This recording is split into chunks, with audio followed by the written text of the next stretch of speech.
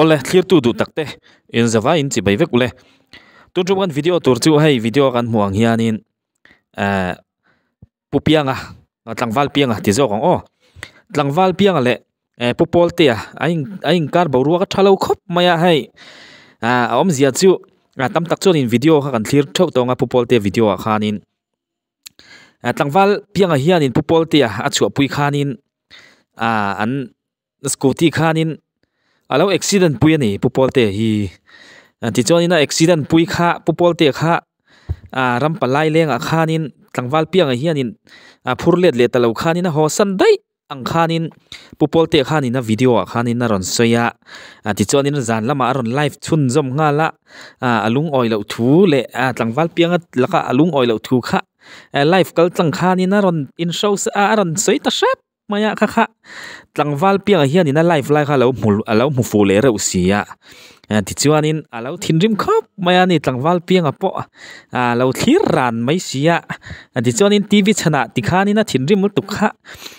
kutumai mu sia mai khani ya chu tiang chu an boruak hani ya tun lai chu hem chu wang chuanin hemi an video hi ron react ve sim ship hi chak omin kan sia a ho te point lo ti mai the amaro chu tun lai YouTube lama lar te pan hi an ni wang hianin gan ron ti chua kanga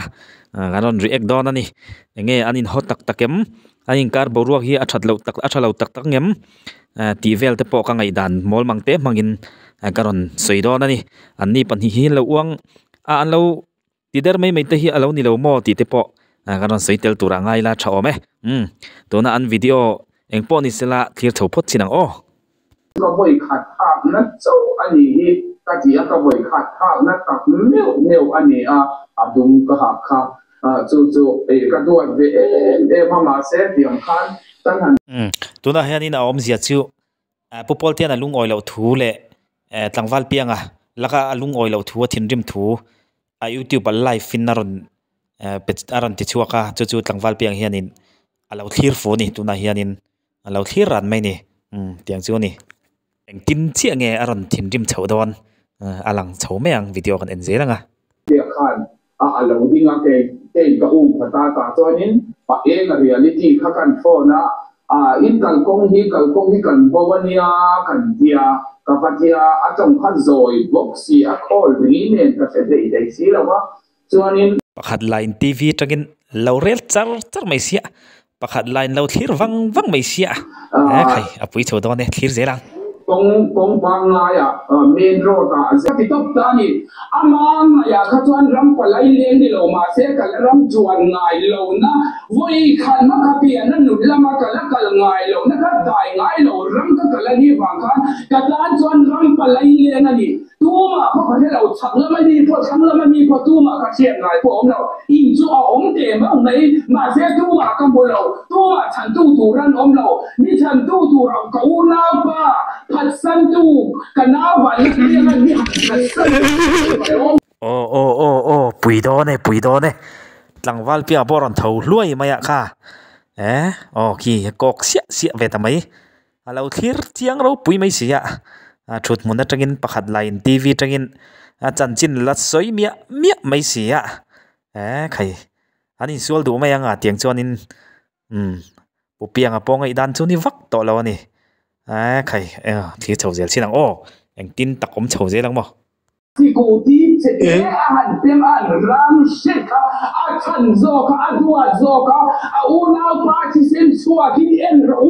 ei hi asi la ni hi tlangwal pianga pom meta khap ta fuk mai gi tu na chon ta ben ni in bu em suwa ka una pa dua pi sen suwa ka ko lai pa san tu Vanlalpianga hi Vanlalpianga lo ren Vanlalpianga tu be them lo kala scooty a chan chuak lo bong a chan chuak lo motor a chan chuak lo ni sing ko bel ama an pu ya sia te ni lon chan chuak zo ka ni Vanlalpianga ani lo ti ka soi tu Vanlalpianga ni tu đã khanin tlangwal piang khanin Vanlalpianga kan lol ram ti ni khai a thin rim to khai ai kok sia tamai hi ile o mai chana nen o pakhat la lo sarmon na samai si pui do ne o an kut tuman muwa tikhianin ang tin takin di chho zelang mo thir zelang o ai thì cái phải đổi phải đi lại nhá ta lúc kia ôi đâu adua bie nei nei nei là gì á idua lutuk all dua apa kata dua pi itu dua pi cái cái gì lại cái branded barandet ni po nga lo limpol thang ito soy hi anasa to lutuk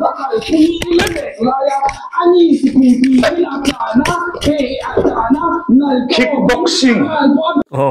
pakhat la trong muang ban sari na chonga pakhat la duk zar mai sia danganal mai sia pakhat la muang ban sarin kai hapui chinte takwal piang nge pakhat line soi zar mai sia pakhat ma line muang ban sarin dua pi halau tia kai ke zelang Hatsan tu te bitialo isakan itu itu mama mai pon lo itu dan hisumo he ka le ka po hianin soi po hian siak lo zo khani dua pi all lim thanga point to lo all lim dua pi ini tu tiang ko pa mang ang lunga ya kom la ya kan chua tu nei lo pa san tu ni mo Vanlalpianga ai thei lo ko ni ni chu Vanlalpianga ka ni hi isi tem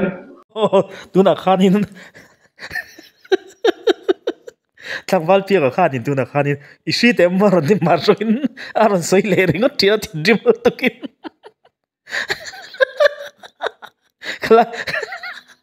khalai te ka ngai thale lo ko thin rim box si tong muang box si mar chong isi te ma ti le rim thin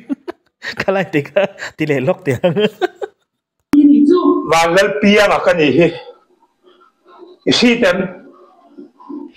along lo ko ta chua iba cha belve all lim dua khani kai te khanin ichap pani kha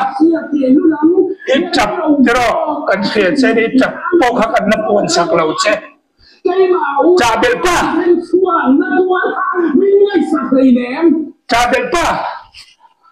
ring chunga tharum manga chin fel puya ka chau che all lim thang kickboxing a bi chau em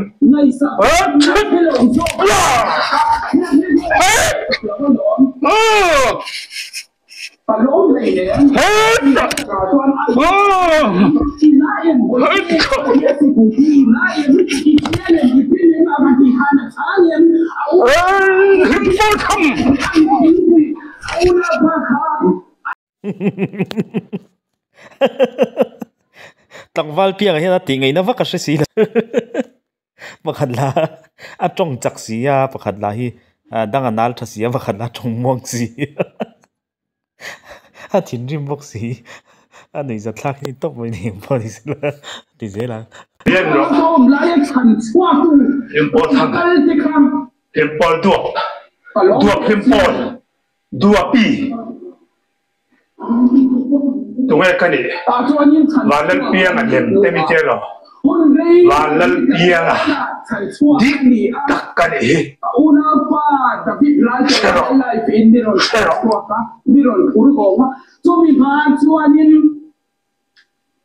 ring chunga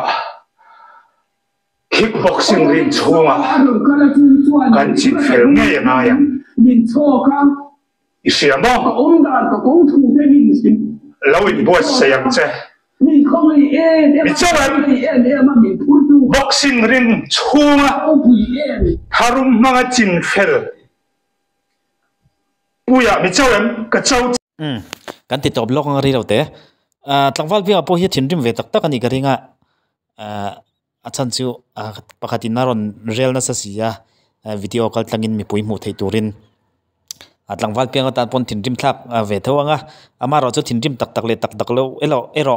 nakin a hunin a hril zelanga video atepo kan lam mudun le mai theya pupol ten en pon kan la hre chhozel tura ngai la ngai na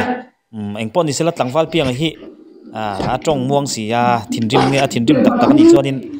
ti ngai na vak chu om lo ani tlangwal piang tan po hian mo kan thlir chhozel o Iba tabel ve. Ol himdua. Kami kai te khanin itchap pani kha. Itchap tero kan khie che ni itchap po kha kan na pon sak lo che. Tabel pa. Iba tabel ve. Ol himdua. Kami kai te khanin itchap pani kha. Itchap tero kan khie che ni itchap po kha kan na pon sak lo che. Tabel pa. Harum mang kan sin ba don kan mai. Rim pol thang de ya. Ole khati zong kha tlangwal piang le Pawltea inkar bo ruak so sang tuk tak mai ain so sakna video chu lawni le tamai sela pui khop maya kha tlangwal piang po thin rim khop maya ani le ni lo angin tin or mai ni ya khai pui khop mai engpon ni sela hemi video hi David Taitea ron post ania in du chuanin David Taitea YouTube channel a khanin chiang zokin inven thaya in thei phei chuanin inva subscribe sakanga hei 10k subscriber an eitling trep to a thanem ngai takin inveti sak thei phei chon long khopang ole engpon ni sela thlir tu te kan channel tem dau thlir sak thina wangin in zawai chunga lom thu kan soi ngal ni sela in zawai in mangtha le vek mei ule.